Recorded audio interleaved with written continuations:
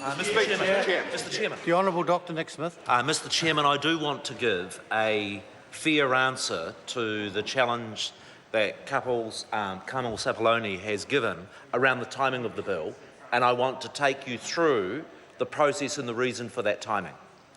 Now, the 8 developments that are at risk that this bill addresses arise because of 2 specific factors. The first is that the Council and the Independent Hearings Panel has chosen not to zone them residential.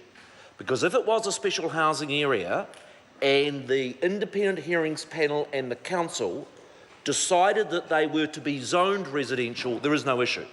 No issue on the 15th September. It's a special housing area up to the 15th of September. On the 16th of September, it's zoned residential under the unitary plan, no problem. So the first thing is we could not know where it was and where it was not a problem until that process was completed on the 19th of August. And then the second issue is that in each of those special housing areas, there is a legal process for the plan change. And that process for the plan change is before independent commissioners. So if you look through each of those 8 special housing areas, they're being heard by independent commissioners, of which neither the Council nor myself is lawfully allowed to ring them up and say, hurry it up, come on and make a decision before that deadline of the 15th of September.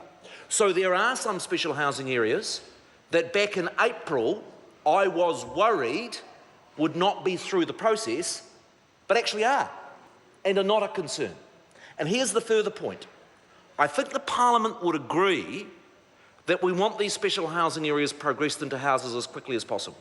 The more pressure that we can put on those landowners and those councils to get on and get the plan changes and the resource consents and the houses built, I think the better we are.